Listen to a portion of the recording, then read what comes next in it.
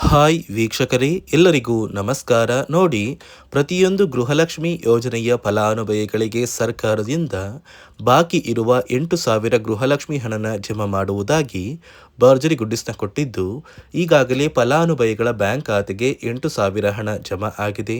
ನಿಮ್ಮ ಬ್ಯಾಂಕ್ ಖಾತೆಗೂ ಕೂಡ ಹಣ ಬರ್ತಾ ಇದೆ. ಯಾಕಂದರೆ ಒಂದು ಬ್ಯಾಂಕ್ ಸ್ಟೇಟ್ಮೆಂಟ್ನ ಕೂಡ ನೀವು ಇವಾಗ ನೋಡ್ಬೋದು. ಇದೇ ರೀತಿ ನಿಮ್ಮ ಬ್ಯಾಂಕ್ ಖಾತೆಗೂ ಕೂಡ 8,000 ಹಣನ ಸರ್ಕಾರ ಜಮಾ ಮಾಡ್ತಾ ಇದೆ.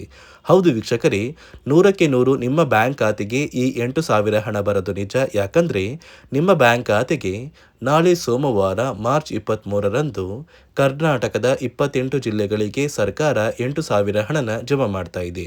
ಆದರೆ ನೀವು ಈ ಒಂದು ಹಣನ ಪಡಿಬೇಕು ಅಂದರೆ ಗೃಹಲಕ್ಷ್ಮಿಗೆ ಮರು ಅರ್ಜಿನ ಹಾಕಬೇಕಾಗುತ್ತೆ.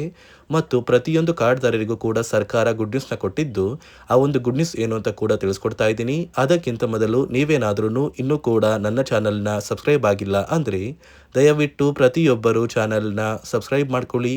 ಹಾಗೆ ವಿಡಿಯೋಗೆ ಒಂದು ಲೈಕ್ನ ಕೊಡಿ. ಹೌದು ವೀಕ್ಷಕರೇ, ಸರ್ಕಾರದಿಂದ ಪ್ರತಿಯೊಂದು ಗೃಹಲಕ್ಷ್ಮಿ ಯೋಜನೆಯ ಫಲಾನುಭವಿಗಳಿಗೆ ಬಾಕಿ ಇರುವ ಗೃಹಲಕ್ಷ್ಮಿ ಯೋಜನೆಯ 8,000 ಹಣನ ಜಮಾ ಮಾಡುವುದಾಗಿ ಪ್ರತಿ ಫಲಾನುಭವಿಗಳಿಗೆ ಭರ್ಜರಿ ಗುಡ್ಡಿಸ್ನ ಕೊಟ್ಟಿದ್ದು, ನಿಮ್ಮ ಬ್ಯಾಂಕ್ ಖಾತೆಗೂ ಕೂಡ ಸರ್ಕಾರ ಈ 8,000 ಹಣನ ಮಾರ್ಚ್ 23 ಸೋಮವಾರದಿಂದ ಜಮಾ ಮಾಡ್ತಾ ಇದೆ. ಈಗಾಗಲೇ ಸಾಕಷ್ಟು ಫಲಾನುಭವಿಗಳಿಗೆ ಹಣ ಜಮಾ ಆಗೋದಕ್ಕೆ ಶುರುವಾಗಿದ್ದು, ಕರ್ನಾಟಕದ ಯಾವ ಜಿಲ್ಲೆಗಳಿಗೆ ಹಣ ಜಮಾ ಆಗ್ತಾ ಇದೆ ಅಂದರೆ ಬಾಗಲಕೋಟೆ, ಬೆಳಗಾವಿ, ವಿಜಯಪುರ, ಧಾರವಾಡ, ಗದಗ, ಹಾವೇರಿ, ಉತ್ತರ ಕನ್ನಡ, ಬಳ್ಳಾರಿ, ಬೀದರ್, ಕಲಬುರಗಿ, ಕೊಪ್ಪಳ, ರಾಯಚೂರು, ಯಾದಗಿರಿ ಮತ್ತು ವಿಜಯನಗರ ಈ ಜಿಲ್ಲೆಗಳಿಗೆ 2 ತಿಂಗಳ 4,000 ಹಣ ಜಮಾ ಆಗಿದೆ. ಉಳಿದಿರುವ 2 ತಿಂಗಳ 4,000 ಹಣ ಕೂಡ ಬರ್ತಾ ಇದೆ. ಬೆಂಗಳೂರು ನಗರ, ಬೆಂಗಳೂರು ಗ್ರಾಮಾಂತರ, ರಾಮನಗರ, ಚಿಕ್ಕಬಳ್ಳಾಪುರ, ಚಿತ್ರದುರ್ಗ, ದಾವಣಗೆರೆ, ಕೋಲಾರ, ಶಿವಮೊಗ್ಗ, ತುಮಕೂರು, ಚಾಮರಾಜನಗರ, ಚಿಕ್ಕಮಗಳೂರು, ದಕ್ಷಿಣ ಕನ್ನಡ, ಹಾಸನ, ಕೊಡಗು, ಮಂಡ್ಯ, ಮೈಸೂರು ಮತ್ತು ಉಡುಪಿ ಈ ಜಿಲ್ಲೆಗಳಿಗೂ ಕೂಡ ಈಗಾಗಲೇ 2 ತಿಂಗಳ 4,000 ಹಣ ಜಮಾ ಆಗೋದಕ್ಕೆ ಶುರುವಾಗಿದೆ. ಈ 4,000 ಹಣ ಬಂದ ನಂತರ ಉಳಿದಿರುವ 2 ತಿಂಗಳ 4,000 ಹಣ ಬರುತ್ತೆ. ಒಟ್ಟು ನಿಮ್ಮ ಬ್ಯಾಂಕ್ ಖಾತೆಗೆ 26ನೇ ಕಂತು, 27ನೇ ಕಂತು, 28ನೇ ಕಂತು ಮತ್ತು 29ನೇ ಕಂತು ಒಟ್ಟು 4 ತಿಂಗಳ ಬಾಕಿ ಇರುವ 8,000 ಹಣನ ನಿಮ್ಮ ಬ್ಯಾಂಕ್ ಖಾತೆಗೆ ಸರ್ಕಾರ ಜಮಾ ಮಾಡ್ತಾ ಇದೆ. ಆದರೆ ನೀವು ಈ ಒಂದು ಹಣನ ಪಡಿಬೇಕು ಅಂದರೆ ಸರ್ಕಾರ ಕೆಲವು ನಿಯಮಗಳನ್ನ ಜಾರಿಗೆ ತಂದಿದೆ ಮತ್ತು ಗೃಹಲಕ್ಷ್ಮಿಗೆ ಮರು ಅರ್ಜಿನ ಹಾಕೋದು ಕಡ್ಡಾಯ ಅಂತ ಸರ್ಕಾರ ಆದೇಶ ಕೊಟ್ಟಿದೆ. ಯಾಕಂದರೆ ಸಾಕಷ್ಟು ಮಹಿಳೆಯರು ಮರಣ ಹೊಂದಿದ್ದಾರೆ. ಸುಮಾರು 2,50,000ಕ್ಕಿಂತ ಅಧಿಕ ಮಹಿಳೆಯರ ಬ್ಯಾಂಕ್ ಖಾತೆಗೆ ಸರ್ಕಾರದಿಂದ ಗೃಹಲಕ್ಷ್ಮಿ ಹಣ ಬರ್ತಾ ಇದ್ದು, ಯಾವ ಫಲಾನುಭವಿಗಳು ಮರಣ ಹೊಂದಿದ್ದಾರೆ ಅಂತಹ ಫಲಾನುಭವಿಗಳಿಗೆ ಗೃಹಲಕ್ಷ್ಮಿ ಹಣನ ಸರ್ಕಾರ ಸ್ಟಾಕ್ ಮಾಡಬೇಕಾಗಿದೆ. ಇದೇ ಕಾರಣಕ್ಕೆ ಸರ್ಕಾರ ಕೆಲವೊಂದು ಅಧಿಕಾರಿಗಳನ್ನ ನೇಮಕ ಮಾಡಿ ನಿಮ್ಮ ಮನೆ ಬಾಗಿಲಿಗೆ ಕಳಿಸ್ತಾರೆ. ಆ ಒಂದು ಅಧಿಕಾರಿಗಳು ಬಂದಾಗ ನೀವು ನಿಮ್ಮ ದಾಖಲಾತಿಗಳನ್ನ ಕೊಡಬೇಕಾಗುತ್ತೆ. ಅದೇ ರೀತಿ ವರ್ಷದ ಕೊನೆಯಲ್ಲಿ ನೀವು ಮತ್ತೆ ಗೃಹಲಕ್ಷ್ಮಿ ಯೋಜನೆಗೆ ಮರು ಅರ್ಜಿನ ಹಾಕಬೇಕಾಗುತ್ತೆ. ಅದೇ ರೀತಿ ರೇಷನ್ ಕಾರ್ಡ್ ಹೊಂದಿರುವ ಪ್ರತಿ ಕಾರ್ಡ್ದಾರರಿಗೂ ಕೂಡ ಸರ್ಕಾರ 3 ಭರ್ಜರಿ ಗುಡ್ ನ್ಯೂಸ್ನ ಕೊಟ್ಟಿದ್ದು, ಮೊದಲ ಒಂದು ಗುಡ್ ನ್ಯೂಸ್ ಬಂದು ನಿಮ್ಮ ಒಂದು ರೇಷನ್ ಕಾರ್ಡ್ಗೆ ಸರ್ಕಾರ 5ರಿಂದ 6 ರೀತಿಯ ಆಹಾರ ಪದಾರ್ಥಗಳು ಇರುವಂತಹ ಇಂದಿರಾ ಕಿಟ್ನ ಸರ್ಕಾರ ಕೊಡ್ತಾ ಇದೆ. ಅದೇ ರೀತಿ ಎರಡನೆಯ ಒಂದು ಗುಡ್ ನ್ಯೂಸ್ ಬಂದು ನೀವು ಹೊಂದಿರುವಂತಹ ಒಂದು ರೇಷನ್ ಕಾರ್ಡ್ ಏನಿದೆ, ಆ ಒಂದು ರೇಷನ್ ಕಾರ್ಡ್ಗೆ ನೀವು ಪ್ರತಿ ತಿಂಗಳು ಉಚಿತವಾದ ಅಕ್ಕಿನ ಪಡೆಯುವಂಥ ಸಂದರ್ಭದಲ್ಲಿ ಬೆರಳನ್ನ ಹಾಕುವಂತಹ ಅವಶ್ಯಕತೆ ಇಲ್ಲ. ಯಾಕಂದರೆ ನೀವು ಅಕ್ಕಿ ಪಡೆಯುವಂತಹ ಸಂದರ್ಭದಲ್ಲಿ ಆ ಒಂದು ಮಷಿನ್ ಮೇಲೆ ನಿಮ್ಮ ಬೆರಳು ಇಟ್ಟಾಗ ಸಾಕಷ್ಟು ಫಲಾನುಭವಿಗಳಿಗೆ ಬೆರಳು ವರ್ಕ್ ಆಗ್ತಿರಲಿಲ್ಲ. ಇದೇ ಕಾರಣಕ್ಕೆ ಇನ್ನು ಮುಂದೆ ನಿಮ್ಮ ಬೆರಳು ವರ್ಕ್ ಆಗಿಲ್ಲ ಅಂದರೂ ಕೂಡ ಸರ್ಕಾರದಿಂದ ನೀವು ಅಕ್ಕಿನ ಪಡ್ಕೋಬೇಕು ಅಂತ ಆದೇಶ ಕೊಟ್ಟಿದೆ. ಅದೇ ರೀತಿ ಯಾರೆಲ್ಲ ಫಲಾನುಭವಿಗಳು ಹೊಸ ರೇಷನ್ ಕಾರ್ಡ್ಗೆ ಅರ್ಜಿ ಹಾಕಬೇಕು ಅಂತ ವೇಟ್ ಮಾಡ್ತಾ ಇದ್ರಿ, ಇದೀಗ ಕೊನೆಗೂ ಸರ್ಕಾರ ಹೊಸ ಒಂದು ರೇಷನ್ ಕಾರ್ಡ್ಗೆ ಅರ್ಜಿನ ಸ್ವೀಕಾರ ಮಾಡ್ತಾ ಇದ್ದು, ನೀವು ಒಂದು ಹೊಸ ರೇಷನ್ ಕಾರ್ಡ್ನ ಪಡಿಬೇಕು ಅಂದರೆ ಆದಷ್ಟು ಬೇಗ ಸರ್ಕಾರ ತಿಳಿಸಿರುವಂತೆ ನಿಮ್ಮ ಊರಿನ ಗ್ರಾಮವನ್ನಿರ್ಬೋದು ಅಥವಾ ಕರ್ನಾಟಕವನ್ನಿರ್ಬೋದು, ಸೊ ಯಾವುದೇ ಒಂದು ಸೇವಾ ಕೇಂದ್ರಕ್ಕೆ ಹೋಗಿ ಆದಷ್ಟು ಬೇಗ ನೀವು ನಿಮ್ಮ ಒಂದು ಹೊಸ ರೇಷನ್ ಕಾರ್ಡ್ಗೆ ಅಪ್ಲಿಕೇಶನ್ನ ಹಾಕಿ. ಅದೇ ರೀತಿ ನೀವು ಗೃಹಲಕ್ಷ್ಮಿ ಹಣನ ಪಡಿಬೇಕು ಅಂದರೆ 4 ತಿಂಗಳ 8,000 ಹಣನ ಪಡಿಬೇಕು ಅಂದರೆ ಮತ್ತು ನಿಮ್ಮ ರೇಷನ್ ಕಾರ್ಡ್ಗೆ ಸಿಗುವಂತಹ ಸೌಲಭ್ಯಗಳನ್ನ ನೀವು ಪಡಿಬೇಕು ಅಂದರೆ ಸರ್ಕಾರದಿಂದ ಹಣಕಾಸು ಇಲಾಖೆ ಕೆಲವು ನಿಯಮಗಳನ್ನ ಜಾರಿಗೆ ತಂದಿದ್ದು, ಆ ನಿಯಮಗಳು ಏನು ಅಂತ ಕೂಡ ತಿಳಿಸ್ಕೊಡ್ತಾ ಇದ್ದೀನಿ. ನೋಡಿ ಸ್ನೇಹಿತರೆ, ಈ ಬಾರಿ ಸುಮಾರು 1 ಲಕ್ಷಕ್ಕಿಂತ ಅಧಿಕ ಫಲಾನುಭವಿಗಳ ಬ್ಯಾಂಕ್ ಖಾತೆಗೆ ಸರ್ಕಾರ ಗೃಹಲಕ್ಷ್ಮಿ ಯೋಜನೆಯ ಹಣನ ಜಮಾ ಮಾಡ್ತಾ ಇಲ್ಲ. ಕಾರಣ ಏನು ಅಂದರೆ ನಿಮ್ಮ ಬ್ಯಾಂಕ್ ಖಾತೆಗೆ ಡೆಬಿಟ್ ಮೂಲಕ ಹಣ ಜಮಾ ಮಾಡುವಂತಹ ಸಂದರ್ಭದಲ್ಲಿ ಸರ್ಕಾರ ಸಾಕಷ್ಟು ಫಲಾನುಭವಿಗಳ ಒಂದು ಬ್ಯಾಂಕ್ ಖಾತೆಗೆ ಹಣ ಜಮಾ ಮಾಡೋದನ್ನು ಕ್ಯಾನ್ಸಲ್ ಮಾಡಿದೆ.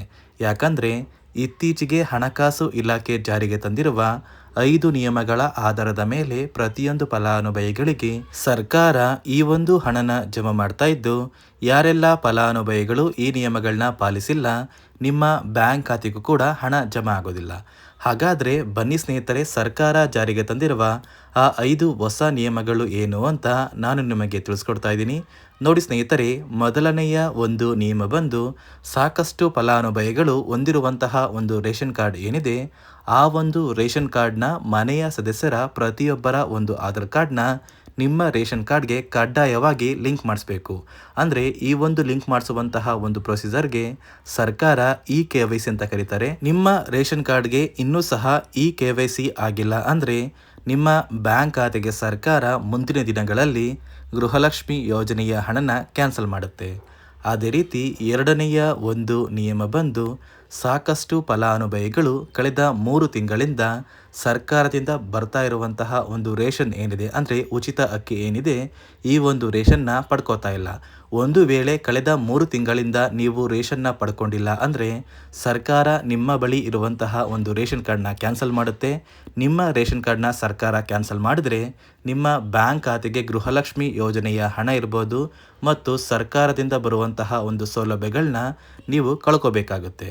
ಅದೇ ರೀತಿ ಮೂರನೆಯ ಒಂದು ನಿಯಮ ಬಂದು ನೋಡಿ ಸ್ನೇಹಿತರೆ, ನಿಮ್ಮ ಬಳಿ ಇರುವಂತಹ ಒಂದು ಆಧಾರ್ ಕಾರ್ಡ್ ಏನಿದೆ, ಆ ಒಂದು ಆಧಾರ್ ಕಾರ್ಡ್ನ ಕಳೆದ 15 ವರ್ಷಗಳಲ್ಲಿ ನೀವು ಯಾವುದೇ ರೀತಿಯ ಒಂದು ತಿದ್ದುಪಡಿನ ಮಾಡಿಸಿಲ್ಲ ಅಂದರೆ ನಿಮ್ಮ ಬ್ಯಾಂಕ್ ಖಾತೆಗೆ ಸರ್ಕಾರ ಗೃಹಲಕ್ಷ್ಮಿ ಯೋಜನೆಯ ಹಣನ ಕ್ಯಾನ್ಸಲ್ ಮಾಡುತ್ತೆ. ಯಾಕಂದರೆ ಸರ್ಕಾರದಿಂದ ಬಂದಿರುವಂತಹ ಒಂದು ಆದೇಶದ ಪ್ರಕಾರ ಪ್ರತಿಯೊಂದು ಫಲಾನುಭವಿಗಳು ಕಳೆದ 15 ವರ್ಷಗಳಲ್ಲಿ ಯಾವುದೇ ರೀತಿಯ ಒಂದು ತಿದ್ದುಪಡಿನ ನಿಮ್ಮ ಆಧಾರ್ ಕಾರ್ಡ್ಗೆ ನೀವು ಮಾಡಿಸಿಲ್ಲ ಅಂದರೆ ಕಡ್ಡಾಯವಾಗಿ ಆದಷ್ಟು ಬೇಗ ನಿಮ್ಮ ಆಧಾರ್ ಕಾರ್ಡ್ಗೆ ತಿದ್ದುಪಡಿನ ಮಾಡಿಸಿ. ಅದೇ ರೀತಿ ನಾಲ್ಕನೆಯ ಒಂದು ನಿಯಮ ಬಂದು ನಿಮ್ಮ ಕುಟುಂಬದ ಒಂದು ವಾರ್ಷಿಕ ಆದಾಯ 7 ಲಕ್ಷಕ್ಕಿಂತ ಕಡಿಮೆ ಇರಬೇಕು. ಒಂದು ವೇಳೆ ನಿಮ್ಮ ಕುಟುಂಬದ ವಾರ್ಷಿಕ ಆದಾಯ 7 ಲಕ್ಷಕ್ಕಿಂತ ಜಾಸ್ತಿ ಇದ್ದರೆ ನಿಮ್ಮ ಬ್ಯಾಂಕ್ ಖಾತೆಗೆ ಸರ್ಕಾರ ಗೃಹಲಕ್ಷ್ಮಿ ಯೋಜನೆಯ ಹಣನ ಕ್ಯಾನ್ಸಲ್ ಮಾಡುತ್ತೆ. ಅದೇ ರೀತಿ ಐದನೆಯ ಒಂದು ನಿಯಮ ಬಂದು ನಿಮ್ಮ ಕುಟುಂಬದ ಸದಸ್ಯರು ಅಥವಾ ಗೃಹಲಕ್ಷ್ಮಿ ಯೋಜನೆಯ ಫಲಾನುಭವಿಗಳು ಯಾರು ಕೂಡ ಸರ್ಕಾರಿ ನೌಕರರಾಗಿ ಕಾರ್ಯನಿರ್ವಹಿಸ್ತಾ ಇರಬಾರ್ದು. ಒಂದು ವೇಳೆ ನಿಮ್ಮ ಕುಟುಂಬದಲ್ಲಿ ಯಾರೇ ಆಗಿದ್ರೂ ಸರ್ಕಾರಿ ನೌಕರರಾಗಿ ಕಾರ್ಯನಿರ್ವಹಿಸ್ತಾ ಇದ್ದರೆ ನಿಮ್ಮ ಬ್ಯಾಂಕ್ ಖಾತೆಗೆ ಗೃಹಲಕ್ಷ್ಮಿ ಯೋಜನೆಯ ಹಣ ಕ್ಯಾನ್ಸಲ್ ಆಗುತ್ತೆ. ಈ 5 ನಿಯಮಗಳ ಆಧಾರದ ಮೇಲೆ ಪ್ರತಿಯೊಂದು ಫಲಾನುಭವಿಗಳಿಗೆ ಸರ್ಕಾರ ಹಣ ಜಮಾ ಮಾಡ್ತಾ ಇದೆ. ಒಂದು ವೇಳೆ ನೀವು ಈ 5 ನಿಯಮಗಳನ್ನ ಪಾಲಿಸಿಲ್ಲ ಅಂದರೆ ನೀವು ಕೂಡ ಗೃಹಲಕ್ಷ್ಮಿ ಯೋಜನೆಯ ಹಣದಿಂದ ವಂಚಿತರಾಗಬೇಕಾಗುತ್ತೆ. ಇದೀಗ ಕೊನೆಗೂ ಸರ್ಕಾರ ಮಾರ್ಚ್ 23 ಸೋಮವಾರದಿಂದ ಕರ್ನಾಟಕದ ಒಟ್ಟು 28 ಜಿಲ್ಲೆಗಳ ಪ್ರತಿ ಫಲಾನುಭವಿಗಳಿಗೆ 4 ತಿಂಗಳ 8,000 ಹಣನ ಜಮಾ ಮಾಡ್ತಾ ಇದ್ದು, ಆದಷ್ಟು ಬೇಗ ನಿಮ್ಮ ಬ್ಯಾಂಕ್ ಖಾತೆಗೆ ಈ 8,000 ಹಣ ಬರುತ್ತೆ. ಅದೇ ರೀತಿ ರೇಷನ್ ಕಾರ್ಡ್ ಹೊಂದಿರುವ ಪ್ರತಿ ಫಲಾನುಭವಿಗಳಿಗೂ ಕೂಡ ಹೊಸ ರೇಷನ್ ಕಾರ್ಡ್ಗೆ ಸರ್ಕಾರ ಅರ್ಜಿನ ಸ್ವೀಕಾರ ಮಾಡ್ತಾ ಇದೆ ಮತ್ತು ಪ್ರತಿ ರೇಷನ್ ಕಾರ್ಡ್ಗೂ ಕೂಡ ಇಂದಿರಾ ಕಿಟ್ನ ಕೊಡ್ತಾ ಇದ್ದು, ಆದಷ್ಟು ಬೇಗ ಪ್ರತಿಯೊಬ್ಬರಿಗೂ ಈ ಸೌಲಭ್ಯಗಳು ಸಿಗುತ್ತೆ ಅಂತ ಹೇಳ್ತಾ ಇದಿಷ್ಟು ಸರ್ಕಾರದಿಂದ ಬಂದಿರುವ ಹೊಸ ಮಾಹಿತಿಯಾಗಿದೆ. ನಾನು ಕೊಟ್ಟಿರುವಂತಹ ಮಾಹಿತಿ ನಿಮಗೆ ಇಷ್ಟ ಆಗಿದ್ದಲ್ಲಿ ದಯವಿಟ್ಟು ಪ್ರತಿಯೊಬ್ಬರು ನನ್ನ ಚಾನೆಲ್ನ ಸಬ್ಸ್ಕ್ರೈಬ್ ಮಾಡ್ಕೊಳ್ಳಿ, ಹಾಗೆ ವಿಡಿಯೋಗೆ ಒಂದು ಲೈಕ್ನ ಕೊಡಿ.